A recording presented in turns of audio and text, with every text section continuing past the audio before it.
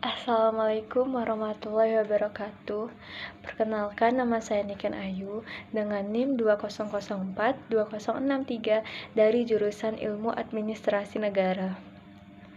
Baiklah, pada pertemuan kali ini kita akan membahas materi mengenai pengembangan sumber daya manusia, meliputi pengertian sumber daya manusia, tujuan pengembangan sumber daya manusia, manfaat pengembangan sumber daya manusia, teknik-teknik, serta metode pengembangan sumber daya manusia.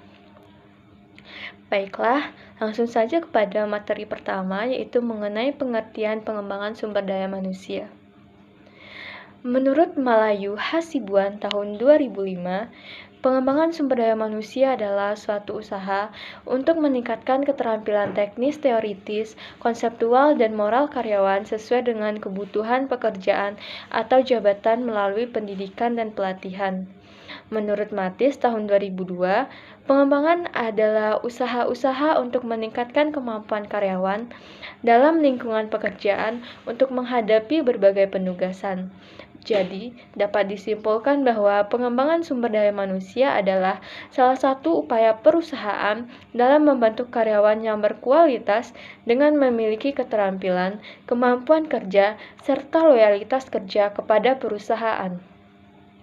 Materi yang kedua yaitu tujuan pengembangan sumber daya manusia. Tujuan pengembangan sumber daya manusia secara umum adalah untuk meningkatkan kualitas para pekerja atau manusia melalui program pendidikan dan pelatihan agar menciptakan sebuah produk yang berkualitas dan mampu memajukan perusahaan atau organisasi. Manfaat dari pengembangan sumber daya manusia. Produktivitas karyawan meningkat. Karyawan akan memahami dan bertanggung jawab dengan job desk yang dimilikinya. Skill dan sikap karyawan akan menjadi lebih baik. Karyawan akan dapat menghindari kesalahan yang akan merugikan perusahaan. Selanjutnya, teknik pengembangan sumber daya manusia. 1. Memberi kesempatan kepada karyawan untuk menyalurkan ide dan gagasan. Karena di dalam suatu perusahaan, karyawan juga berkontribusi dalam mengembangkan perusahaan atau sebagai roda penggerak suatu perusahaan.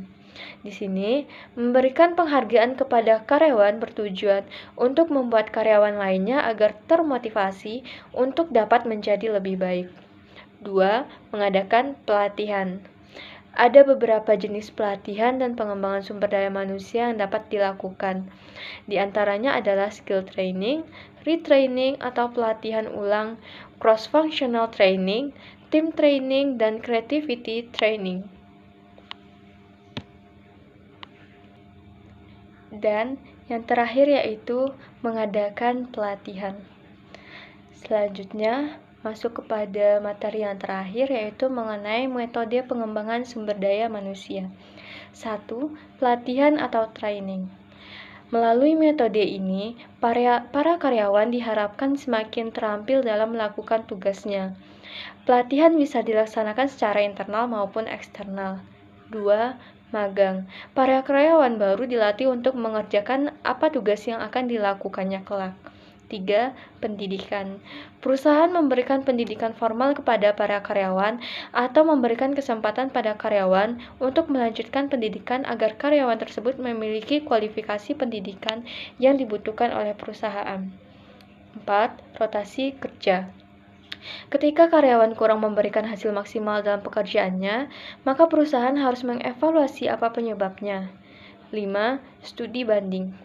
Metode ini adalah metode pengembangan sumber daya manusia dengan cara mengevaluasi atau membandingkan sistem kerja yang selama ini berjalan di suatu perusahaan dengan sistem kerja standar atau berlaku di tempat lain. 6. Coaching. Uji kompetensi bisa dilakukan oleh perusahaan sendiri atau oleh Badan Nasional Sertifikasi Profesi atau BNSP. Dan yang terakhir yaitu outbound. Baiklah, sekian materi yang dapat saya sampaikan pada pertemuan kali ini. Terlebih dan terkurang saya mohon maaf.